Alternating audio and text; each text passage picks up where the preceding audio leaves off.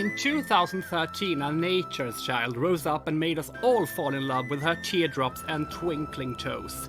She came from nowhere and was early on a favorite to win for Denmark according to the betting odds. What did this victory mean for her? How much of a Eurovision fan is she, and would she like to take part again? But the most important thing of all we need to know, who is the flute guy and is he single? You are listening to Eurovision Legends with me, Emil Löfström, the flute fanatic.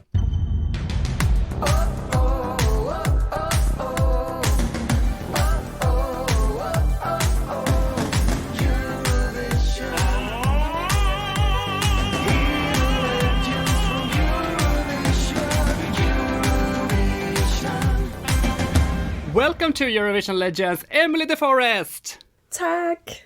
How is everything with you? Oh, everything is good. I just went for a long walk. It's snowing here in Denmark, finally. So, yeah, that makes me really happy. And now I'm just sitting here at home, practicing guitar and trying to get as much done from home, work-wise, and walk every day. Before we talk about your druid dancing in 2013, I would like to warm up with some non-druid related quick questions. Okay. Are you ready, my barefoot friend? Yes, I'm so ready. Best song from Denmark in Eurovision, besides your own? Dansevisen, I would say, who won in, was it 1963? Exactly. Yes.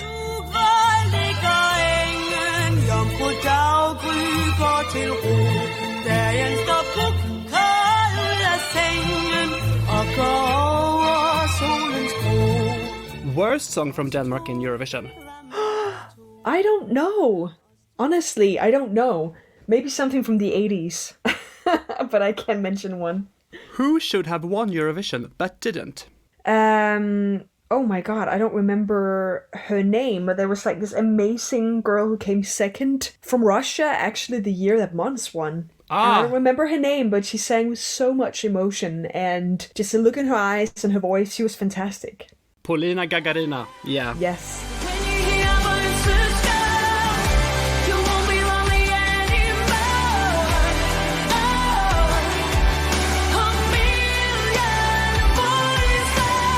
Oh, and the Australian girl, demo.Im, was pretty amazing as well.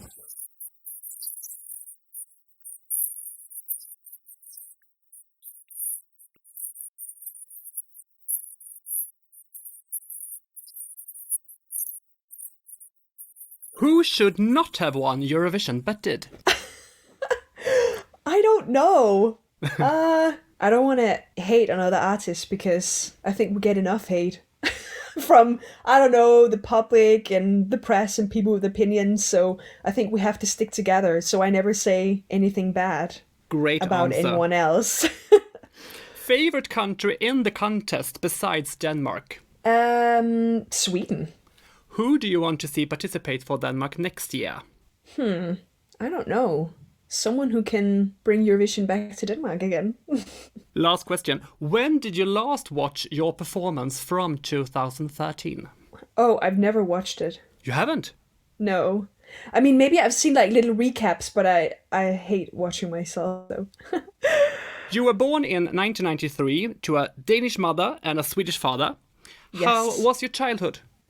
It was pretty good. I grew up in a small town called Malmö, and with my mom and my brother and all my mom is like the youngest out of 8 siblings, so like a ton of aunties and uncles and cousins.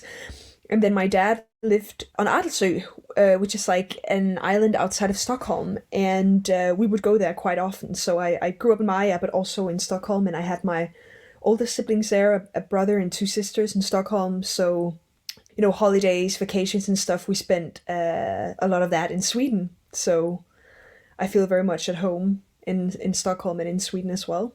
And music became a part of your life early on, I understand. How come?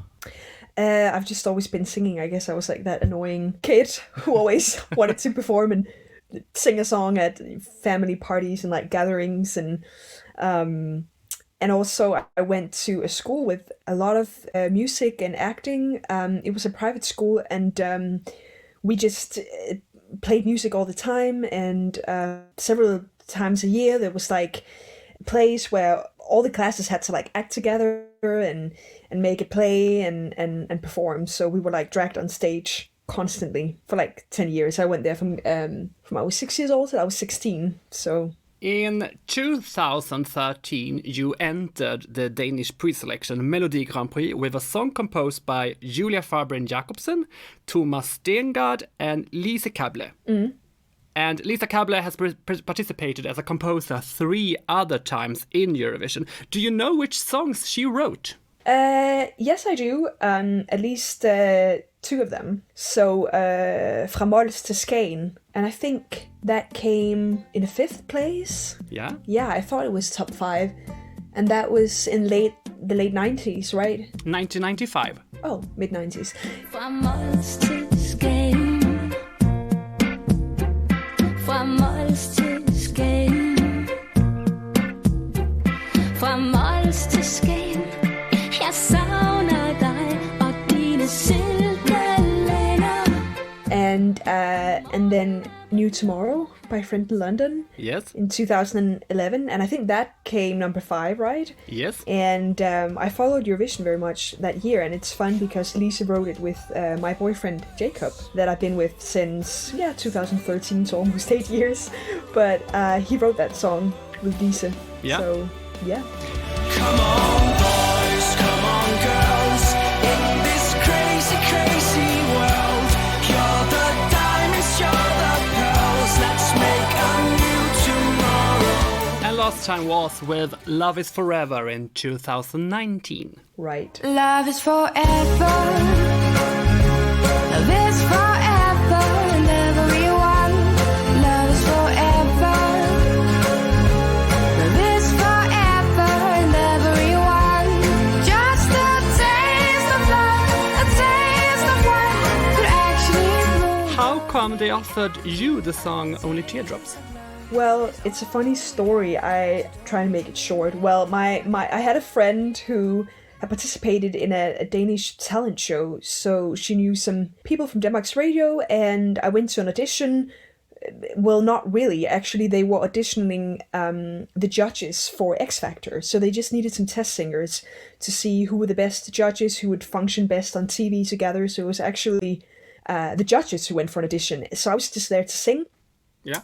And then they wanted me to be on X Factor as well, but I didn't want to do that because, I mean, X Factor is entertaining, but it's also very much about the judges, I feel like, and all the drama and all the cover songs you have to sing for several weeks. So I told them that I wanted to be in the Eurovision instead, and then they gave me the email address of the guy that later became my manager. So I contacted him, sent him some of my music, and he said, come into my office on Monday. I have this song called Only Teardrops, and I think it would be perfect for you. So that's how it happened. And yeah, so sadly I didn't write it myself. I think it was written for the German national selection a couple of years before, and it didn't make it through. And but I had the music I'd written and toured with as a teenager was very much this Celtic style. I'd had a duo with a Scottish musician from Glasgow named Fraser Neal, and this was just very much that same vibe, so it just felt right to accept the song even though I didn't write it. But we made a demo and sent it in, and then I was told a couple months after, I think, that we had made it. We were in the national selection, so that was pretty great. Do you know any more artists they presented the song for? Not someone I know personally, but I know they tested a few other singers on it as well. You don't know who sang on the demo when you first heard it? Oh, yes, Julia, who was one of the writers, Okay. sang it. And it was a very different demo, and I mean, the track, I think there was like bagpipe instead of the flute. So, yeah. You don't still have this demo? Somewhere, maybe on my old computer. The sky's red tonight. We're on the edge tonight. No shooting star to guide us. Eye for an eye, I tear each other apart. Please tell me why. Why do we make it so hard? Look at us now. We only got ourselves to to blame. It's such a shame. How many times can we win and lose? How many times can we break the rules between us? Only teardrops. How many times do we have to fight? How many times do we get it right between us? Only teardrops. Was this the first time you were asked to participate in a contest, or had you made some attempts before? No, never. This was the first time, so it was pretty overwhelming. Yeah, I mean, I've been singing my whole life and performed a lot, but never on TV. I started out in this duo with Frasier that I mentioned earlier. Yeah. But we played like small festivals, small gigs, and like, stuff like that at pubs. And I had never performed on TV before, so to deal with press and in-ears and cameras, I'd never done that because, yeah, I guess most people who participate in Eurovision, I mean, it's not always like that, but I guess most have had a career before, or like done idols, or I don't know, performed on TV, but like this was my first time, so I really wasn't satisfied with my performance for the Danish selection, but I mean, it went pretty well, I guess. 10 songs were picked to compete in the final by the Danish radio DR. Do you remember your competitors? Yeah, I think I remember most of them actually. And we talked in between breaks, and we did a lot of press together in the days before the finals. So yeah, I do. A twice rejected song from the Swedish pre-selection Melodifestivalen was among these 10 songs. Can you guess which one it was? And it was rejected twice? Yeah. I know that Thomas Gesson had a song in the competition that year. Could it be that one? Because I remember he was there. Yes, We Own the Universe was the song, and when it was sent to the Swedish pre-selection, the artist Neo sang it, and this what it sounded like. I can see in your eyes, there's love paradise. We're building inside. We're the only ones tonight. The only uni. We're like the stars in the sky. We own the universe. We own the universe. On the night, it was performed by the Danish bubblegum group Days that had a short career in Europe with the hits Superhero and a song about a Tamagotchi. Were you too young to have them had as idols? If I have to be honest, I never heard about them before the competition. So, too Sorry, young for guys. a Tamagotchi too then? Yes. Sorry.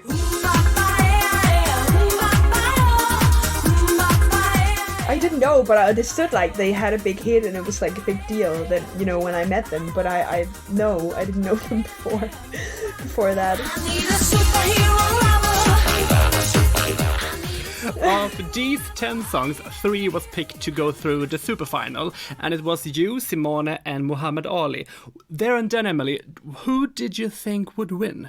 They're both great. I remember Simone won a talent show called See Nadine when she was a kid and released quite a few albums, and Mohammed was an X Factor, and he had such a strong song. I know the guy, Peter Bjørnskov, who was one of the writers, and I actually thought that Mohammed and his song would win. Let me take you higher and make your heart feel lighter. With the love inside us, we'll be unbreakable. It's a really, really good pop song. With a 7-point margin, you won and became the representative for Denmark in Eurovision. What happened after this victory? A ton of things. I remember that whole week after, it was just press tour. So just traveling around, doing press and several interviews and TV shows, and then preparing for Malmö. And again, doing a lot of press. I think quickly we realized that I was the favorite, and I guess you just have to I guess that everyone wants to talk to you. So we just had to kind of do that and just do as much press as possible. And I had a few gigs in Denmark, and also, which was like, I think it's great that we did it, but it was also super stressful.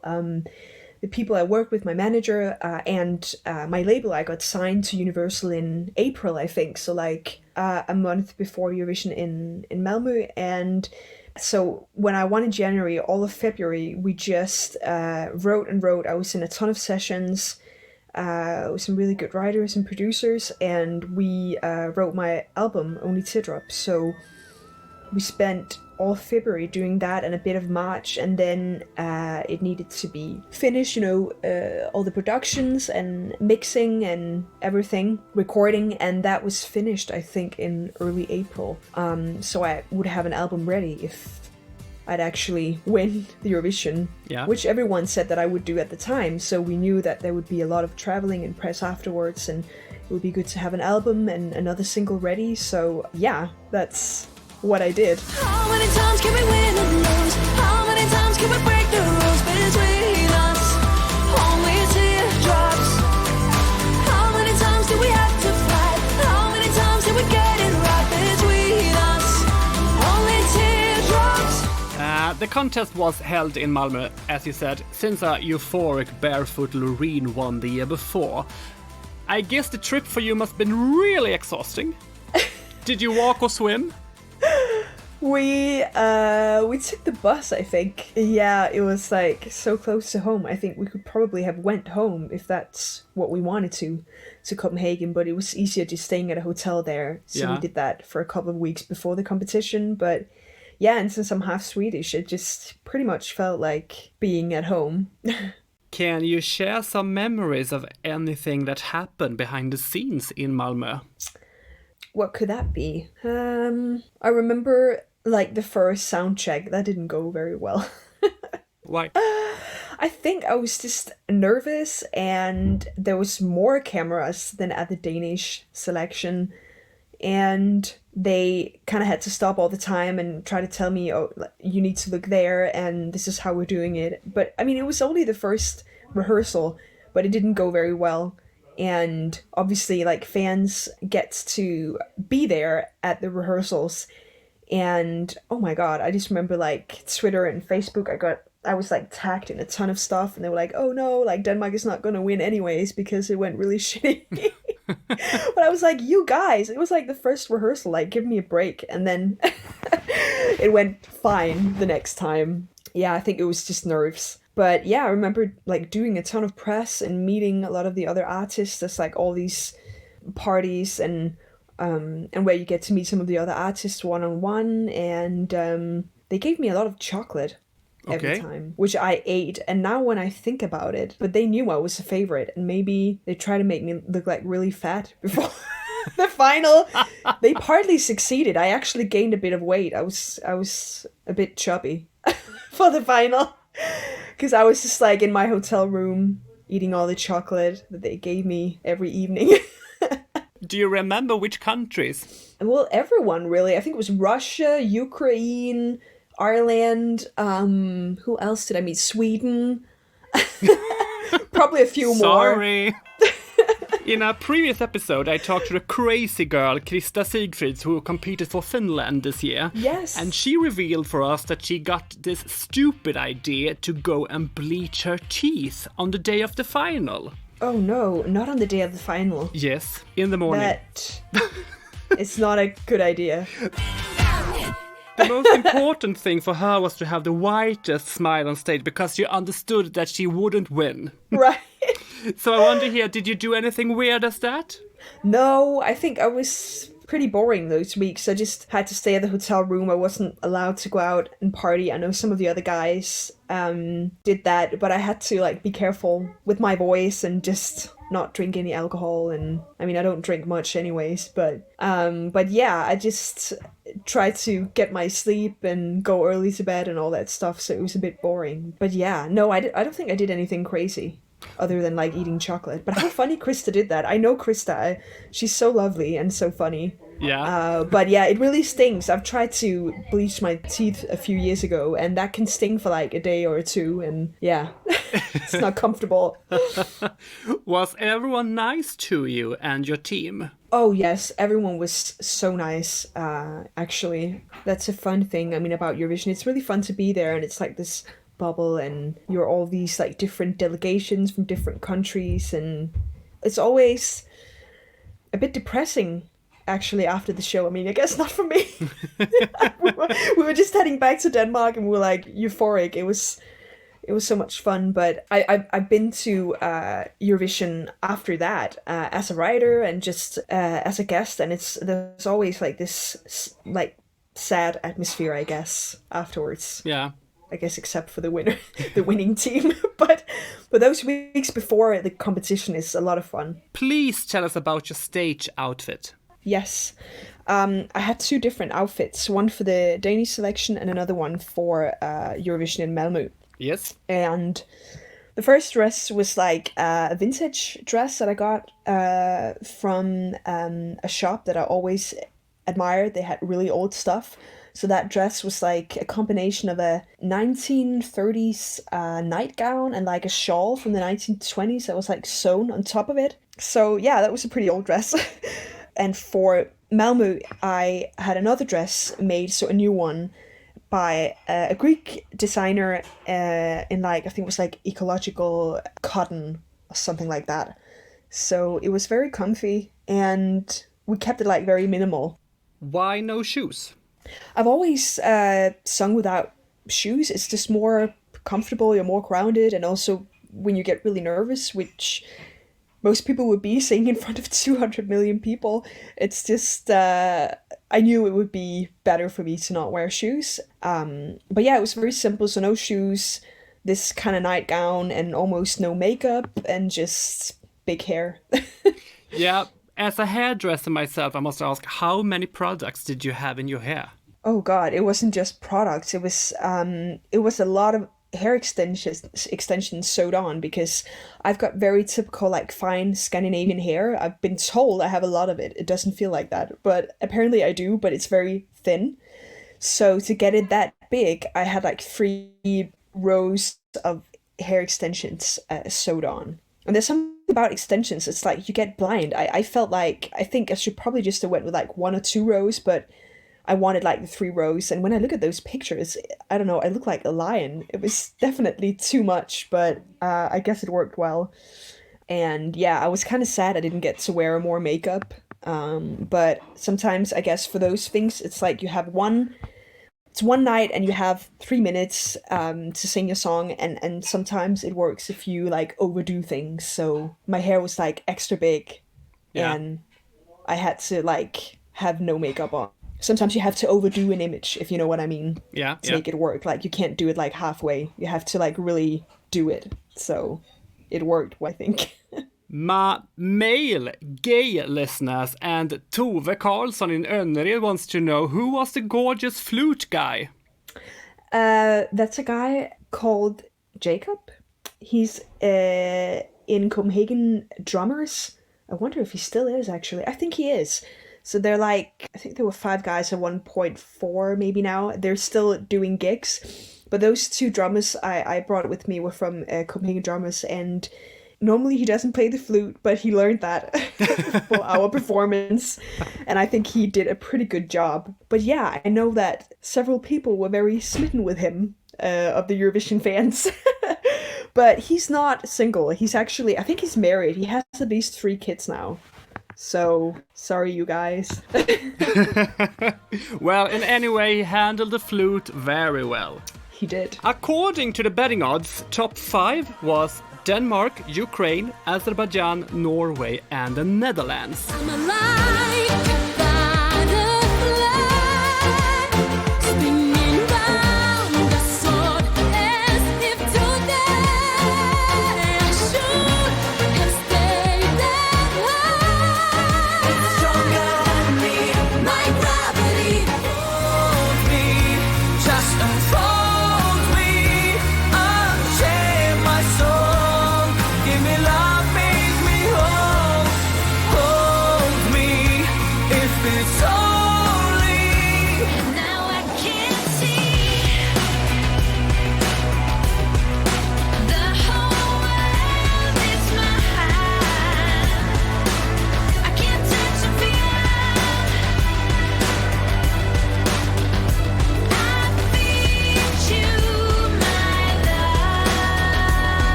did you see as your hardest competitor?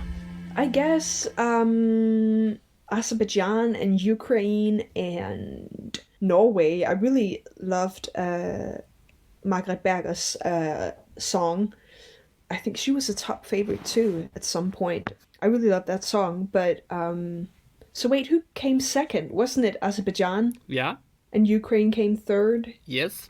And Norway fourth? Yes. Yeah. So they were right. I mean, usually they are, I think. I mean, those betting sides with who's like the favorite, who's going to win, I think usually they're right. Several big international artists competed this year, like Anouk for the Netherlands, Bonnie Tyler for the United Kingdom, and Cascada Right. for Germany. Yeah. Were you starstruck?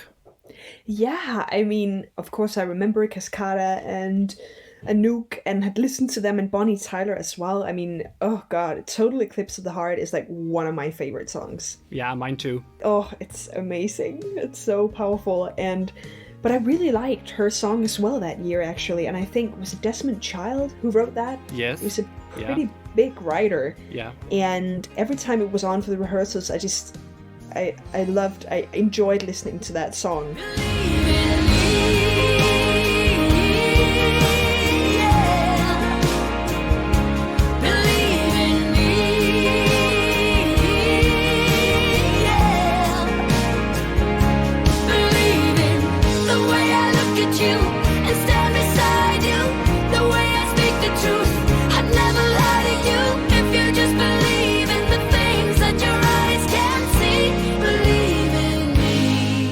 I think it's definitely one of the better songs that the UK has sent within the last few years, of course, except for the song that I wrote, Never Give Up on You, which Lucy Jones sang. She did an amazing job. What a singer. But yeah. And Blue, of course. I don't remember what year they participated. 2011. Yes, that's right. Me, myself, stalked Bonnie Tyler nearly every day. You stalked her? Yes. Did you get to talk to her? Yes. Was she nice? Yes, she was lovely. She's always lovely. I love that woman. Yeah, she seems very lovely. Yeah. I didn't talk to her. I guess I was too shy. I was just like hiding during the rehearsals and like, oh my god, she's amazing. Of the big names, only Anouk took place in the top 10, and both Bonnie Tyler and Cascada got what we can call a Norwegian result. Ukraine got third, as you said before, Azerbaijan came second, and you won. How happy were you there and then? I was very happy, but I was also very tired. It had just been, some really intense months. My whole life had changed. I went from working at a bakery, and then all of a sudden, after winning the Danish selection, all these months of preparation before Malmö and recording this entire album, and then winning. I mean, I don't remember much afterwards from that night. It was so overwhelming, but I was very happy. But yeah, it was crazy actually, and it continued like that for months and months after, because I guess it's like, I don't know, winning Miss World or like Miss Universe, you have to kind of represent your country, and you travel to all kinds of like interesting places, and also like promote my next single and albums. It was like a crazy year, actually, a couple of years. It just continued, and I felt like even after 2014 when Conchita won, I mean, that was such an amazing performance, and again, what a singer. Yeah, really great. But it's no secret that Eurovision is huge also in the Eastern European countries, so I went there a lot. Of course, Sweden and Germany, where it's really big as well, Netherlands, all kinds of places. But I guess sadly Conchita wasn't as accepted in the Eastern European countries, so actually after she won, I got a lot of those gigs too, where I went to Eastern Europe again. So it's like I almost got 2 years, if you know what I mean, just like touring and gigging. So it was pretty crazy. And I was with Universal, the label, until I guess it was like early 2016, late 2015. So yeah, that was some crazy years. I remember that you were here in Sweden and sang for the Swedish crown princess on her birthday. Yes, at her birthday, and Pride and a few other things. But yeah, that was really fun, singing at her birthday, and I got to chat to her a bit afterwards and say hello to some of the other members of the royal family, and yeah, that was fun. It just hit me. Were you barefoot in the green room as well? I had some cozy socks that I was wearing to keep my So feet no warm. Crocs? No Crocs, no. I don't own a pair of Crocs. My mom owns several pairs, but I don't. That was just cozy socks. Was everyone around you happy for your victory, or did you notice any sore losers? You mean from like my personal life, or like from the contest, or what were you Both. thinking? I think everyone was really nice. I mean, my close friends and family was just so supportive. They've always been, and they always know that I wanted a career singing and writing music, so they were just really happy for me. But I guess I had a couple of weird experiences, but that was not like close friends. That was maybe like weird old like classmates, like whatever, people who might even have bullied you slightly, Yeah. and people you hadn't heard from for maybe several years after finishing school, and then all of a sudden like texting you. I even had an ex-boyfriend who did that as well, where you're like, really? I mean, I haven't heard from you since forever, and then you want to drink a coffee all of a sudden because you saw my CD, I don't know, in a shop. It's like, that's weird. So, but I think most people were so nice and supportive, but I think it happens, you know, sometimes that I would say that most of the time, I would say when you experience like a sudden success like that, I don't think most artists change, but sometimes people around you change. And that can be a weird experience. And then they were like, why are you not replying? Or it's like, I mean, I haven't heard from you for years. And also, I guess it's not that I want to be whiny or anything, because it was such an amazing experience. But when you win something like that, or if you just have like sudden success, it's incredible, but also like stressful. And everyone knows that it's like a fleeting moment. It might not continue for a long time. So you have to really spend all your time just writing new material, or like traveling, promoting, because you might only have a year or two where you can have this experience, and then you only have time for like your really close friends or family, because it's so overwhelming. You know what I mean? Yeah, absolutely. So there isn't much time for anything else, and also you have like 5,000 unreplied emails because everyone is writing to you. So it's not because you want to be mean or anything. It's just you have to really focus on that.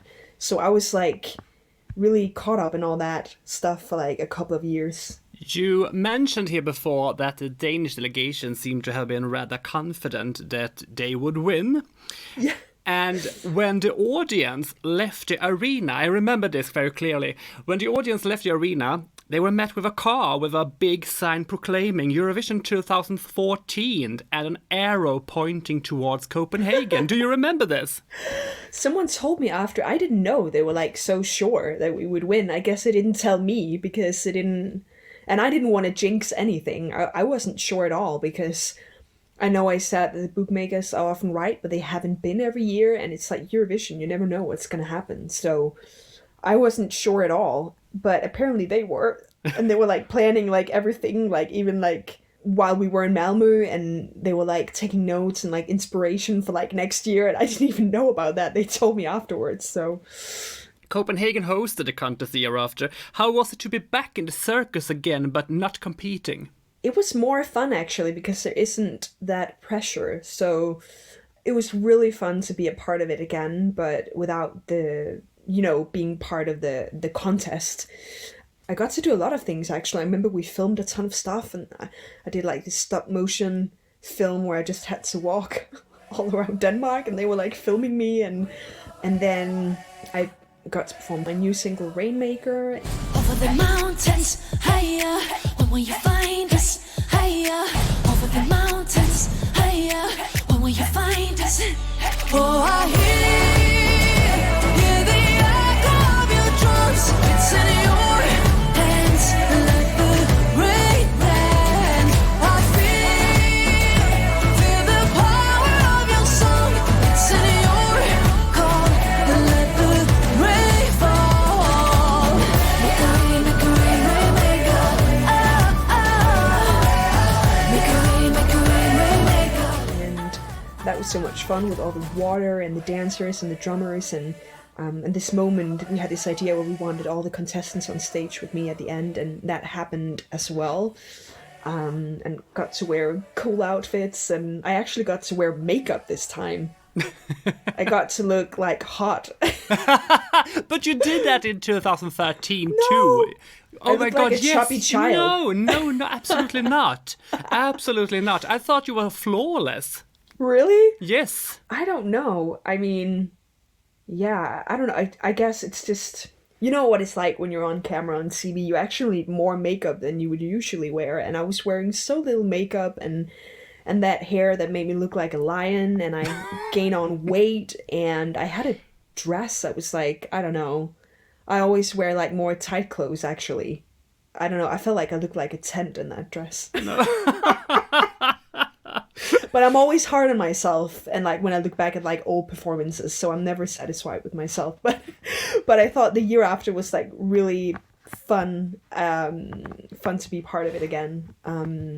And I guess I was more experienced also. It's also when you're young, everything is so overwhelming and you get stressed out very easily. I think I'm much better handling things like that. I guess it's now, I guess it's a good thing about getting older, and even a year after that, because I just toured and done so many TV gigs and press, so I felt like a total pro, like, the year after compared to the year before. But I guess that people also like that, I guess, because I was inexperienced, and it was just, you know, I was just being myself, kind of. Not to say that I wasn't that, like, the year after, but there's something special about that, like, natural, fresh, you know, when it's like your first time performing, and I mean, there's something really natural and fresh about that, if you know what I mean. Yeah. And you can never recreate that once you get the experience, so yeah.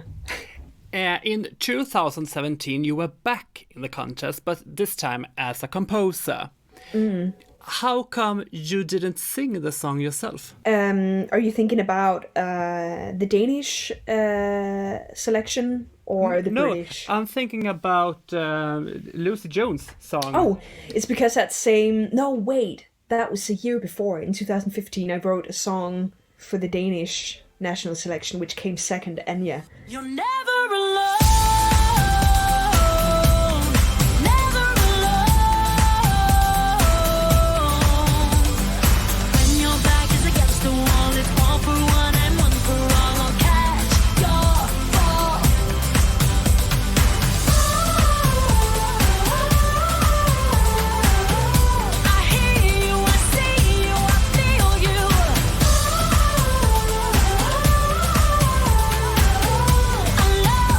And she won the year after, and so that was really funny. She was in Ukraine when I was there with Lucy and her team with the BBC. So yeah, Anya won with her own song the year after, but in 2016 I wrote a song for her which came second. Yes. Yeah, but sorry, what was the question? How come you didn't sing the song yourself? It was a lovely song. I definitely could have recorded and released that, but I was excited for it to be in the Eurovision, and I participated in a camp that was created by the BBC and some of the people I've worked with in Denmark. So they did a camp here in Copenhagen where we got to write some songs, and I wrote that with two guys, and I guess the BBC was really excited about that, and they tested a few singers. It was even like a guy I remember playing the guitar on one of the demos, but it just worked amazing with Lucy. She's such a great singer. So that's actually how it happened, and I just think she had that really like natural, fresh quality as well. I remember going to the live show when she won. So yeah, I was there when she won, and that was pretty amazing. I will never give up on you. I don't care what I've got to lose. Just give me your hand and hold on. Together we'll dance through this storm. I will never give up on you. You're the one that I'm running to. Just give me your hand and hold on. Together we'll dance through this storm. Did you join Lucy Jones to Kiev? I did, yeah. So I was there as well in London because I was there for work anyways, and then the BBC thought it could be fun if I joined them and Lucy in Kiev, and Lucy and I could do some promotion together, and I just thought it was like a lot of fun. I went to Kiev one time before that for the Junior Eurovision, where I was doing some press and a performance as well, so it was fun to be back. And so yeah, I went there, I wonder if it was like for an entire week. I think so. We did a lot of press together, performance together, and obviously I knew a lot of the Danish media who was there, so we could do something together as well. And yeah, that was so much fun. They were incredibly nice to the whole team, and yeah, I got to meet Graham Norton as well because he's part of the team.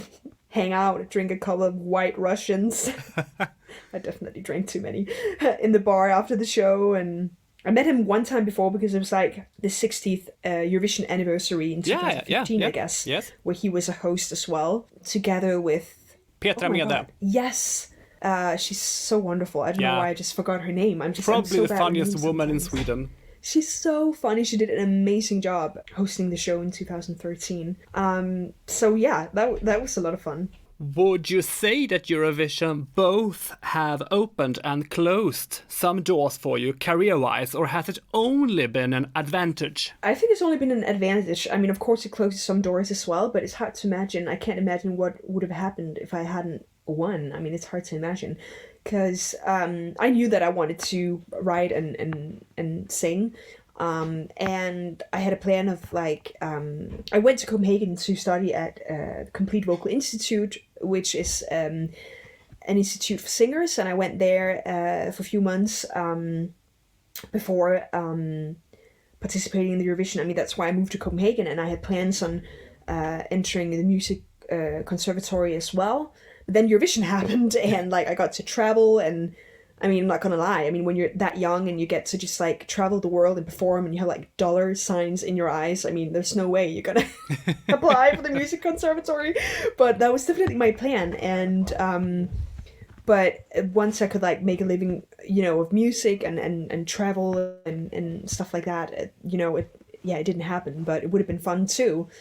So it's hard to imagine my life if winning, if it hadn't happened. But of course, I mean, Eurovision is like its own world in a sense, and it doesn't work like that you become like this global star just because you win the Eurovision. It's like its own little thing besides, next to the regular music business. And yeah, it really differs from country to country, I guess. Like I said, I've been a lot in Germany and Sweden and Eastern Europe and all kinds of places. I mean, I even went to the US and China because they showed in China for the first time the year that I won, and had some incredible sessions and did some commercials in China, and it was like really fun. But like, I know, like in the UK, I guess Eurovision is, I know people enjoy watching it, but it's also frowned upon. And even in Denmark, we're not as bad as the UK, but there's definitely some people look down upon it. And yeah, I guess in Denmark you have to be more like indie credible. Even when you look at pop music, we're not as good as Denmark. No, sorry, we're not as good as Sweden and Norway when it comes to pop music. So I guess in some places it's looked down upon, and it will always close some doors.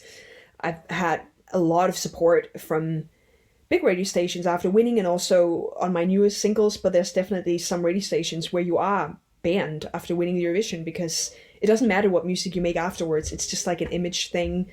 And yeah, I think it's ridiculous. I don't know why it's like that. I feel like it's not so much other singers and writers and people in the business who are like that. It's more, I guess, the people behind the scenes, so like people who might do promotion or work with radio, and I guess they haven't been in the shoes of like us artists, or even like our managers or labels. Like, we're just kind of trying to get by and write great songs, but I guess I just view it differently.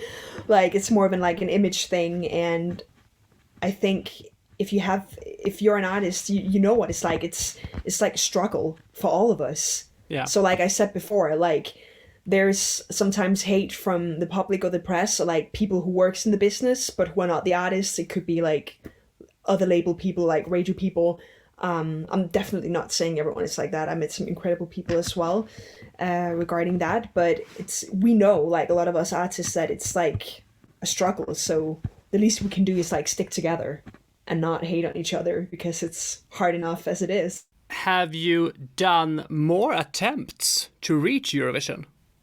No, I mean, not as an artist, as a writer. It's I think it's fun to be part of the competition still. I love the Eurovision since I was a kid, and I don't want to participate as an artist again because I won the whole thing like in the first try, and I'm a bad loser, and I wouldn't like participating and then losing. I'd like to end on a high note, so I won't participate as an artist again. But as a writer, it's really fun to be part of it still. And I have been in session and on camps writing for the Eurovision since when I went to Kiev. But it's been kind of a weird year because Eurovision didn't happen last year. Exactly. So I've written a few songs that I think could be great for Eurovision. But, you know, a lot of the same artists are participating, and they also have a lot of things to say about what songs they're going to sing. So it's harder, I guess, to get songs in the competition. I was really close at getting one actually in the Danish selection this year, but again, it's like the magic match of the right artist and the right song, you know, that just melts together. And I've written a song that I was really excited about, but we could not find the right artist. We tested a lot of singers and it just wasn't right. So sadly, yeah. What will happen with that song, you think? I think I'll save it for Eurovision next year. But some people actually told me to release it myself. I have other songs that I want to release this year, but who knows? It's actually a song that I could sing myself as well. It's just a good pop song. What are you doing right now in your life, except talking to me? Yeah, I'm working from home like everyone else. I set a studio up in my living room. I have a lot of pillows that I put up to make the sound better, and bought a new mic, and I've been writing a lot. Actually, yeah, it's crazy. It's been almost 3 years since I released anything, and I was supposed to release something last year, but then COVID happened and it delayed everything. Because right before the lockdown last year, I was kind of ready to present my new stuff to possible like collaborators, but then lockdown happened. But in a way, it was good because I got to write even more songs, better songs, and also, so I mean, 2021 will be the year where I'm releasing new music. So yeah, I have a lot of work in front of me. I found a great producer that I've worked with online, who's in London, and he's finishing a third track of mine. Then I just need to find someone, a right team, because it's so important. And so I'm really excited about these songs. It's honestly some of the best songs I've ever written, and I don't want them to just drown in all the stuff that's released every day, every week, every month. So I want to find like the right team to work with, and that's why releasing stuff has also been postponed. Yeah. And maybe I can get something out this summer. I hope so. Great. Looking forward. Yes, me too. Do you have shoes on right now? No, I'm wearing... Wait, what am I wearing? I'm wearing some socks. I'm wearing, like, sports socks. Like, really big ones. Thank you so much for this funny afternoon, Emily. Thank you. And thanks to you, my equally funny listeners. I hope you enjoyed this conversation with Miss Barefoot and me. And if you did, share it with everyone you know, whether they have shoes or not. You can contact me through Eurovision Legends on Facebook and Instagram, or write me a mail at emil@schlagervanarna.se. I hope we meet again soon. We looking forward to hear your new music, Emily. Thank you. Oh,